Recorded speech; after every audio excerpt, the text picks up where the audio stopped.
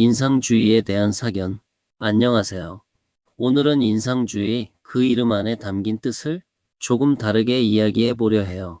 이 영상은 예전에 현대자동차 고객 소통 채널 히어에서 미술에 관심 있는 패널분들과 나눴던 내용을 토대로 만들었어요. 마침 단톡방에 올려진 인상주의에서 초기 모더니즘까지라는 포스터를 보았을 때 그때의 생각이 다시 떠오르더군요. 그래서 이렇게 영상으로 만들어 보았어요. 제가 인상주의 작품 중에서 가장 좋아하는 건 모네의 우산 쓴 여인이에요. 두 가지 버전이 있는데 저는 오른쪽 작품을 더 사랑하죠. 둘 다 프랑스 오르세 미술관에 있어요. 1990년 첫 유럽 여행 때 포스터로 사와서 오래 간직했는데요. 이젠 사라져 버렸네요. 그래도 제 기억 속엔 또렷이 남아있어요. 재미있는 건요. 저는 프랑스의 그 그림이 익숙한데 다른 사람들은 미국에 있는 버전을 더 많이 보았다고 하더라고요.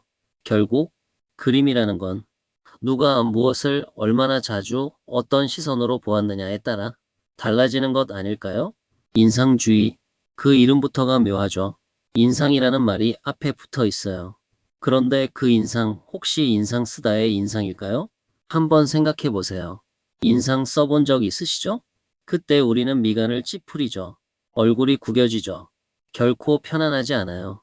그 표정은 강한 인상을 남기지만 좋은 인상은 아니겠죠? 이때의 인상은 얼굴의 모양, 즉 겉모습의 변화예요. 눈앞의 모양을 그대로 드러내는 외향적인 설명이죠. 그런데 모네의 우산 쓴 여인을 보세요. 그녀는 인상 쓰지 않았어요. 그림 속 여인은 바람과 빛 속에 서 있고 표정은 오히려 고요해요. 만약 인상주의가 인상 쓰기의 인상이었다면 모네의 여인은 인상 쓴 여인이 되었겠죠? 하지만 그녀는 찌푸리지 않았어요. 그렇죠? 인상 쓰다의 인상과 인상주의의 인상은 전혀 달라요. 전자는 얼굴의 표정, 후자는 마음의 흔적이에요. 인상에는 느낌과 감동이 있죠. 인상은 얼굴에 머물지만 인상은 마음속에 여운을 남겨요. 그래서 영어로 임프레션, 인상 쓰다가 아니라 감명을 받다, 깊은 인상을 남기다 임프레스의 뜻이에요. 오늘 우리가 이야기하려는 건 바로 이 인상이에요. 보는 자의 눈과 마음에 새겨진 감정의 잔상 말이죠. 그리고 여기에 이즘이 붙으면 임프레셔니즘 인상주의가 되죠.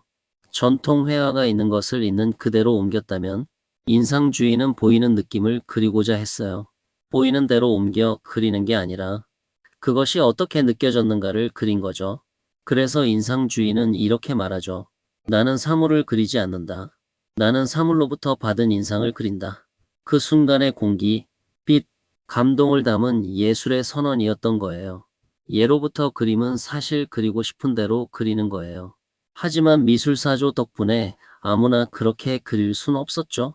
같은 시대나 비슷한 정신을 공유한 예술가들이 공통된 미학적 목표나 표현 방식을 추구하는 예술의 흐름을 만들어냈어요. 인상주의는 인상에서 인상으로, 즉 보이는 생김새에서 느껴지고 감동받은 것으로의 전환점을 만든 사조였죠. 전통 회화가 한계를 느꼈던 건 아니에요. 다만 카메라와 영사기의 등장으로 화가들이 표현을 연구하기보다 비춰진 것을 그대로 따라 그리기 시작했죠. 그때부터 묻기 시작했어요. 그렇다면 예술은, 그림은 도대체 무엇인가? 귀족이나 특정인이 아니라 사람들에게 묻기 시작한 거예요. 예술이 인간 중심으로 돌아온 거죠. 그 결과 인상을 표현하려는 시도가 태어났어요. 이후 미술은 인상주의와 표현주의로 나뉘었죠. 표현주의, 낯설게 느껴지나요? 절규 같은 작품 떠오르시죠? 그게 바로 표현주의예요. 하지만 인상만으로는, 표현만으로는 부족했어요. 그래서 임프레션과 익스프레션, 즉 안으로 받은 인상과 밖으로 드러내는 표현이 통합되어 갔죠. 둘은 사실 하나예요. 안으로 들어온 감동이 밖으로 표현되는 거니까요. 이런 균형의 싸움 속에서 인상주의는 현대미술의 토대를 닦았어요. 먼 나라로 갈 필요도 없죠. 어차피 지구는 하나죠. 우리나라 최초의 화가 고이동의 1915년도 작품과 이중섭의 1954년 작품만 봐도 균형의 싸움이 현대미술로 향하고 있음을 보여주죠. 이제 다시 인상파의 화풍을 보시죠. 드가의 발레 연습을 보면 어떤가요? 전통 회화와 다르지 않나요? 빛이 살아 움직이는 듯 하지 않나요? 인상파의 첫 번째 특징은 경계가 모호하다는 거예요. 빛의 인상을 찾아내죠. 아직 전통적인 방식이지만 인상파의 경계는 훨씬 뿌예요. 본격적으로 저의 사견을 말씀드리면 그들은 실눈을 떴어요. 명확함보다 느낌을 찾기 위해서였죠. 뽀얀 상태에서 강조된 그 무언가, 그게 바로 인상이었어요. 그래서 신기하게도 눈이 나빠도 그림을 그릴 수 있는 시대가 왔죠. 르누아르가 시력이 좋지 않아 외곽이 흐릿했다는 이야기도 있어요. 사실이라면 정말 인상주의에 딱 맞는 사람이죠. 빛의 화사함, 퍼짐, 반짝임. 그 아름다움을 극대화했어요. 그래서 인상파를 빛의 화가들이라 부르죠. 그림이 다양해졌어요. 신고전주의, 표현주의, 여러 사조들이 함께 생겼어요. 미술이 드디어 자유를 얻은 거예요.